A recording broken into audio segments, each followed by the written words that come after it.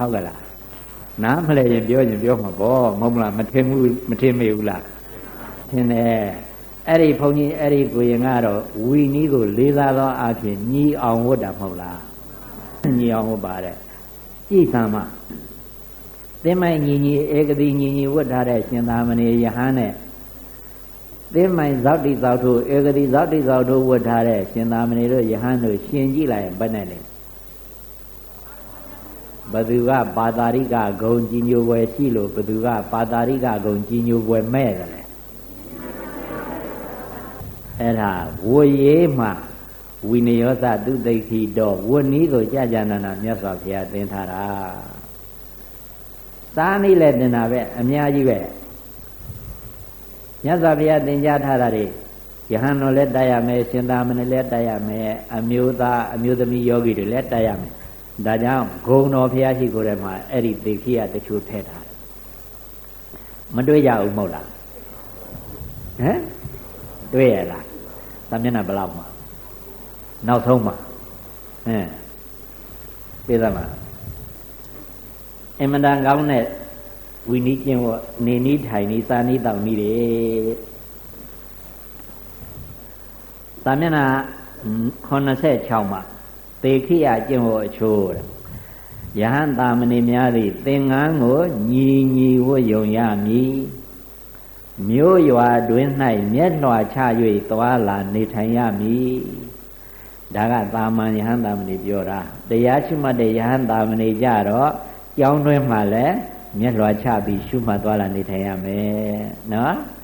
သင်္ကန်းကိုပင့်မြောက်၍မသွားလာရ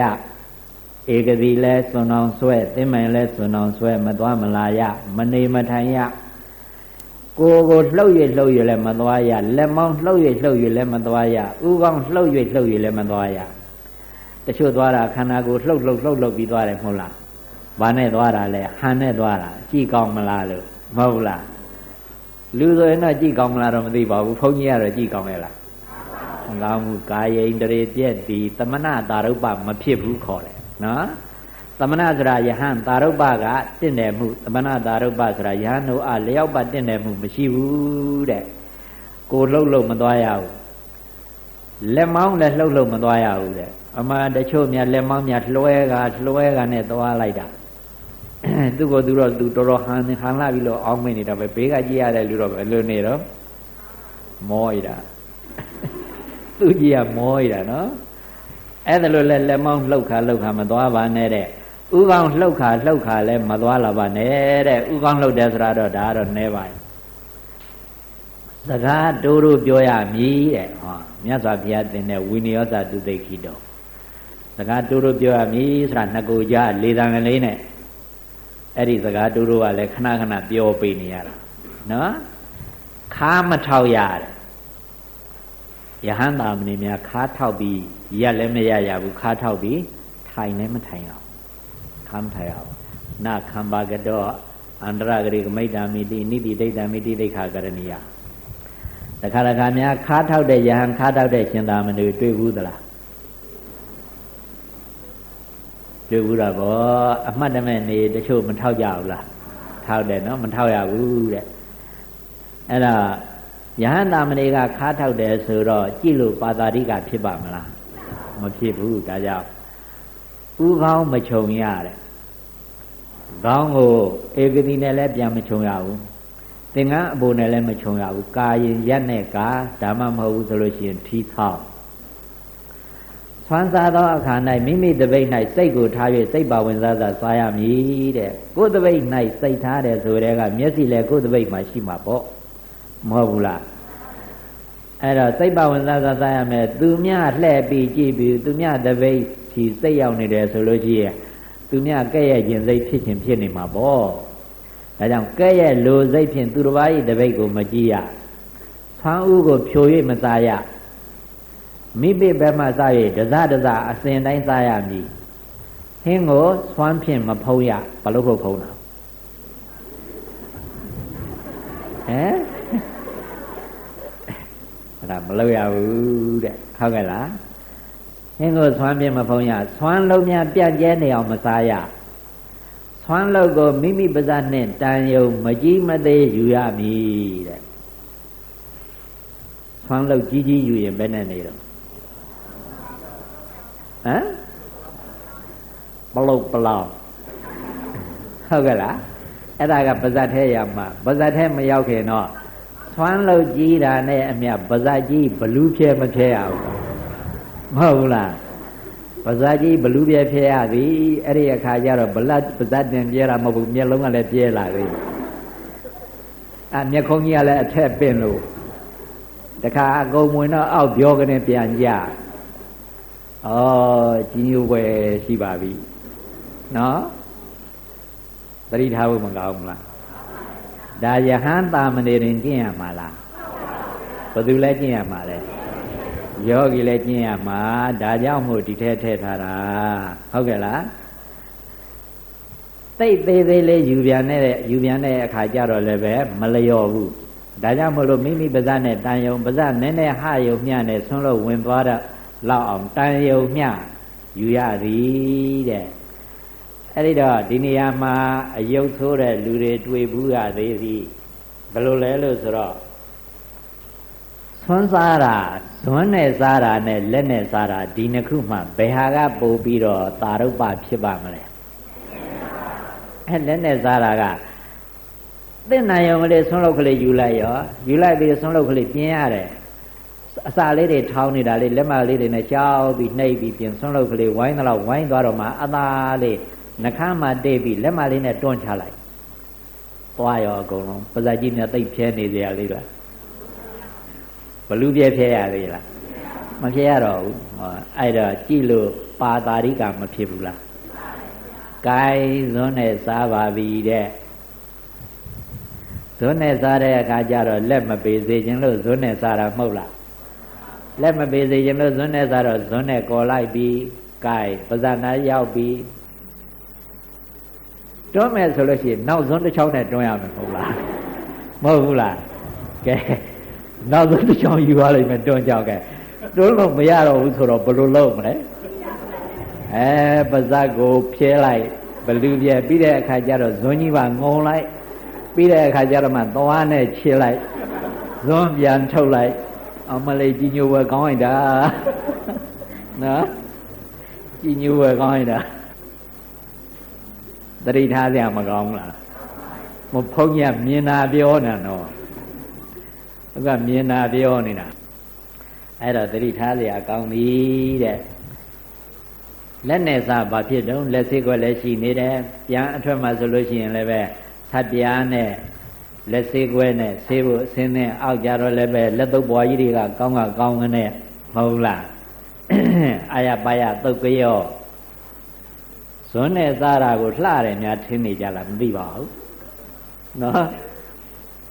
ဘုန်းကြီးအဲ့ဒါဟိုရင်းလောက်ချင်တယ်ဗီဒီယိုရိုက်ပြချင်တယ်အဲ့ဒါဇွန်းနဲ့စားနေတဲ့လူနဲ့လက်နဲ့စားတဲ့လူရှင်းပြီးတော့ဗီဒီယိုရိုက်ပြခြင်းနဲ့အဲ့ဒါသတိထားပါတဲ့ပဇောင်ဖောင်းနေအောင်မစားရတဲ့ခုနလူဟာပဇောင်မဖောင်းပဲနေတော့မလားအများကြီးယူလိုက်တော့အဲ့ဒီပဇောင်ဖောင်းအောင်စားတာကိုမြောက်စားခေါ်တယ်တဲ့အဲ့ဒီကျမ်းဂန်ကဝိနည်းကျမ်းဂန်ကဆိုတာအဲ့ဒါမြောက်စားခေါ်တယ်တဲ့ဒါကြောင့်မလို့အဲ့ဒီမှာဘာသာပြန်တဲ့အခါကျတော့ရှင်းဆရာတော်ကြီးတွေဘာသာပြန်ထားတာမြောက်ကဲ့သို့ပါးဆောင်၌ဖောင်းအောင်မစားရတဲ့အဲ့လိုဘာသာပြန်မယ်မြောက်စားတာမြင်မှုကြလားမမြင်ဘူးရင်လည်းသွားကြည့်ကြအောင်နော်နောက်တစ်ခါပြက်ပြက်အတန်ရွှွတ်ရွှွတ်အတန်မမြည်အောင်မစားရတဲ့ပြက်ပြက်အတန်နဲ့လည်းမမြည်စေနဲ့အရေတောက်တဲ့အခါကျတော့လည်းရွှွတ်ရွှွတ်အတန်နဲ့မမြည်စေနဲ့တဲ့ဘုရားရှင်ပေးထားတဲ့နေနီးထိုင်နီးစားနီးလောင်နီးနော်ဒီထဲမှာနည်းနည်းပဲပါတယ်အများကြီးကြံသေးတယ်စားရတိတ်များနေမစိုးလို့တချို့ဟာထည့်မထားဘူးရှာထုတ်မစားရတယ်တချို့ရှာထုတ်မစားဘူးလားဟမ်ထမင်းလုံးလက်နဲ့ယူလိုက်ရောအဲ့ဒါတခုတော့ဟုတ်တယ်ဇွန်းနဲ့စားတဲ့လူကတော့ရှာမထုတ်ဘူးမဟုတ်လားဇွန်းနဲ့စားတဲ့လူကတော့ရှာမထုတ်ဘူးသူကဇွန်းလာပြီဆိုလို့ရှိရင်ပါဇက်ကဆိဟထားတယ်ဇွန်းကအောက်ကမကရှိသေးပါဇက်ကကြိုတင်းဟထားတယ် အဲ့ဒါလိုပဲ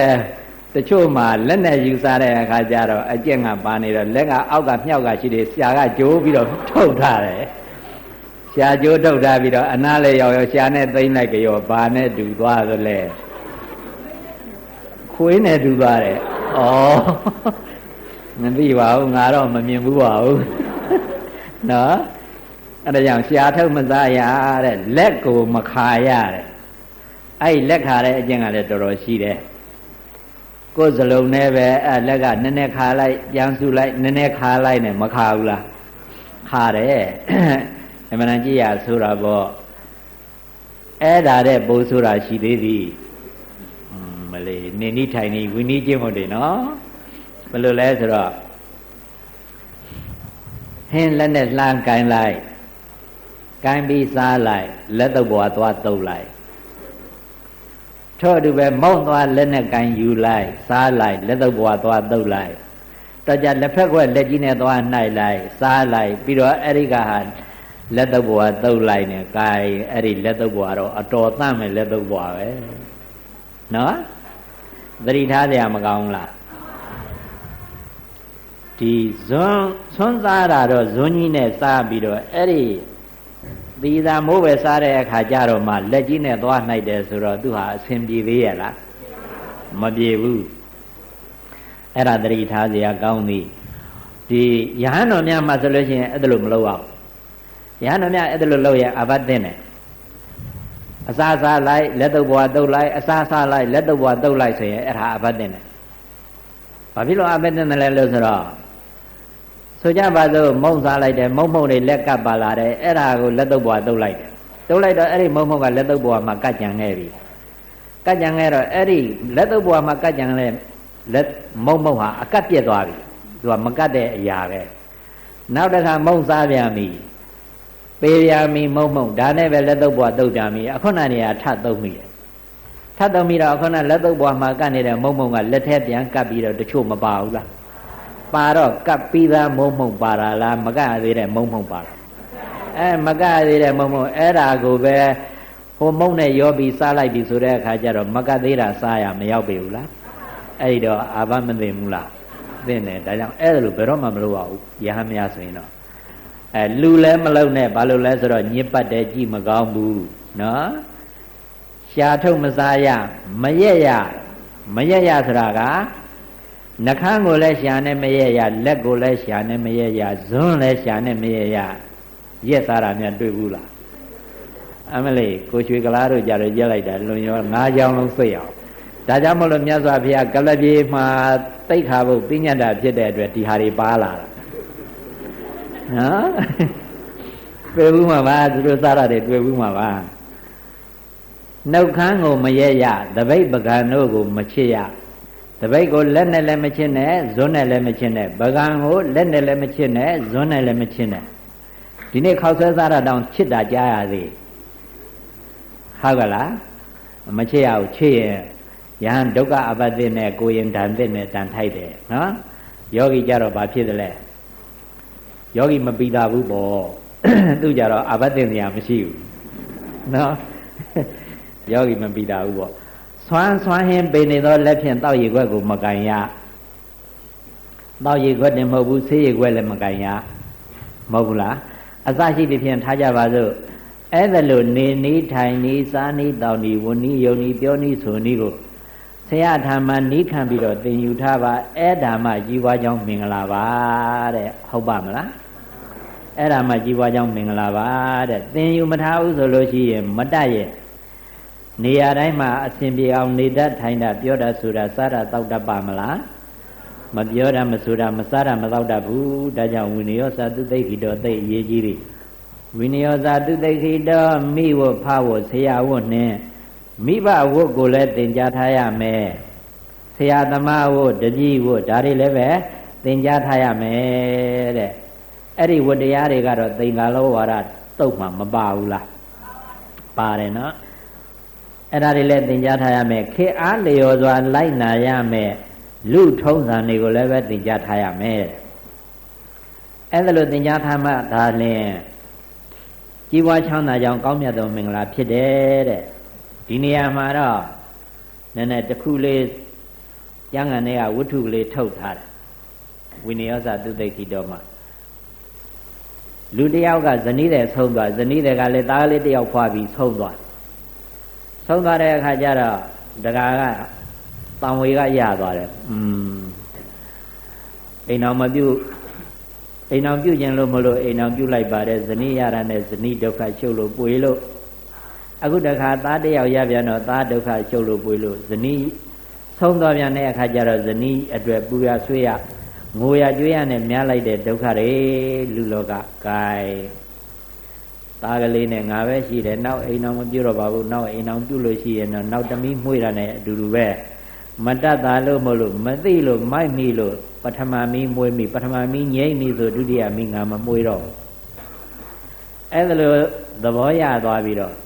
သားနဲ့အတူပဲတောတဲ့ထွက်ရသေးဘူးသားကလေးကလည်းရသေးဖခင်ကလည်းရသေးတိတိတိကိုတိဖူတွေရှားပြီးစားကြရသေးတို့ကျင့်လို့ဖြစ်တဲ့သီလတွေဆောက်တည်ကြသမထအကျင့်တွေကျင့်ညအဲ့ဒါလိုနဲ့ချမ်းချမ်းသာသာသားအဖနှစ်ယောက်နေလိုက်တာတနေ့မှာယသိကြီးကတတိချသွားတယ်ဆိုလို့ရှိရင်အိမ်ကသားငယ်ကယသိကျောင်းသင်္ကန်းမှာတမျက်လဲရတယ်တန်ရှင်းရေးလောက်ကရေအိုးတွေရေဖြစ်ရတယ်ဖခင်ကြီးလာလို့ရှိရင်အသိရေချိုးရအောင်ဆိုပြီးတော့ချွေရည်တွေခတ်ထားရတယ်တောက်ရည်တွေခတ်ထားရတယ်အစစအရာကျောင်းမှာပြင်စရာရှိတာစင်စရာရှိတာပြင်ဆင်ထားလို့ဖခင်ယသိကြီးပြန်လာပြီဆိုလို့ရှိရင်ကျောင်းသင်္ကန်းကျောင်းဝင်းနဲ့ရောက်လိုက်တာနဲ့စိတ်ကလေးကိုစိတ်ထဲကကိုကြည်လင်းသွားတာပဲတန်တန်ရှင်းရှင်းအမိုက်တရိုက်မရှိပဲကျောင်းသင်္ကန်းလေးအေးအေးချမ်းချမ်းနဲ့တွေ့ရရေဦးရေပြည့်နေတော့လေစိတ်ချမ်းသာလို့ပြီးတဲ့အခါကျတော့တာရောတာဖနှစ်ယောက်တိတိတိဝူတွေစားကြပြီးတော့ကိုတရားကိုရှုကြမှတ်ကြသမထကမ္မထံပေါ့ယသိတို့ကျင့်တာအမှန်တန်အေးချမ်းချမ်းနေတာတနေ့ယသိကြီးပြန်လာမှသားငယ်ယသိဟာရေခတ်တာလည်းမတွေ့ရအကြောင်းနဲ့မှလည်းပဲအမိုက်တရိုက်တွေရှုပ်လို့ပွေးလို့တန်တန်ရှင်းရှင်းမရှိသားငယ်ရဲ့အရေးချီလည်းမမြင်ရမတွေ့ရဘာဖြစ်ပါလိမ့်မလဲကြားများဆွဲသလားချင်းလေးများဆွဲသလားစိတ်နဲ့တစ်ထစ်စိတ်ထဲမှာတစ်ထစ်နဲ့ကျောင်းသင်္ကန်းထဲဝင်တဲ့အခါကျတော့ဟိုမှာသားငယ်ရဲ့ဖြစ်ပုံကကြားဆွဲချင်းလေးဆွဲတာတဲ့ပူဆိုးတဲ့အခြေအနေတွေ့နေရဘာဖြစ်လို့ပူဆိုးလို့ပေါ့နော်ပူဆိုးတဲ့အခြေအနေတွေ့နေရတယ်ဘလို့ဖြစ်နေသလဲဆိုတော့ယသိတို့ရဲ့တစ်ခေါက်တစ်နဲ့ရသင်္ကန်းကြီးခြုံပြီးတော့ခေါင်းမီးကြီးခြုံပြီးတော့ကိုယ်ကြီးနဲ့တရှုံရှုံဝုန်းနေကြားဆွဲတာချင်းလေးဆွဲတာတဲ့ပူဆိုးတယ်တဲ့အဲ့ဒါနဲ့အကျိုးကြောင့်မေးတဲ့အခါကျတော့သားငယ်ကအကျိုးကြောင့်ပြောပြတာဖခင်တတိချာသွားနေတော့ယသိမတူလာပါတယ်သူ့ကိုယသိမလို့ခေါ်တယ်ပြောတာပဲအကျွန်ုပ်တို့နဲ့လည်းဘာမှမတူပါဘူးမတူကွဲပြားခြားနာတဲ့အသွင်ပြင်ရှိတယ်အဲ့ဒီယသိမလာတာနဲ့ပဲရှေ့ဆက်တော့မပြောတော့ပါဘူးပြောပါဗျာဒုက္ခအမှန်တော့သူကလူကြားတဲ့မနေဘူးလို့ယသိမလို့ထင်တာအမှန်တော့လူမဒီအမျိုးသမီးကဘယ်လိုလဲဆိုတော့ဓမြတွေကမြို့သွားပြီးတော့ဓမြတိုက်ပစ္စည်းတွေပါလာတဲ့အခါကျတော့အဲ့ဒီပစ္စည်းတွေထမ်းရပို့ရအောင်လူတွေခေါ်လာအမျိုးသမီးတွေကရွက်ရွာတဲ့ကလူတွေကထမ်း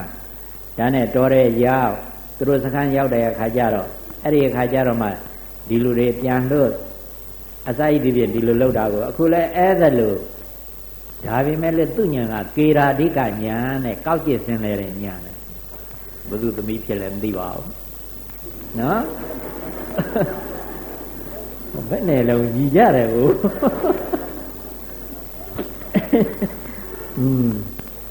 သူညာကကောက်ကျစ်စင်းလဲတဲ့ညာနဲ့ဒီညာရှိတယ်တဲ့ဒါနဲ့လမ်းတနေရာကြတော့ဓမြတွေကိုပြောတဲ့မောင်တို့တဲ့လားတဲ့ခကြီးကလည်းတာရှိလာတော့ကသဘာဝအရာတဘူတစ်ပါးသွားခြင်းနဲ့စိတ်တွေဖြစ်လို့မလို့မနေနိုင်မထိုင်တော့ပါဘူးတဘူတစ်ပါးသွားပြရစေအဲ့ဒါဘုနာခြုံပွဲကိုခွင့်ပြုကြပါဆိုတော့သွားပါဆိုတော့ဒီကအထုပ်ချထားပြီးတော့တဘူတစ်ပါးသွားခြုံပွဲတစ်ပင်ပွဲသွားဓမြကြီးတွေကစောင်းလို့လာလိမ့်ပေါ်လာဘယ်ပေါ်လာမလဲအမျိုးသမီးကခြုံပွဲကလေးကပြေးတော့တာအဲ့ဒါခြေဥတ္တရာလျှောက်ပြီးပြေးတဲ့အခါကျတော့နောက်ဆုံးမှ ဒီယတိသင်္ကန်းကြောင့်ရောက်သွားတော့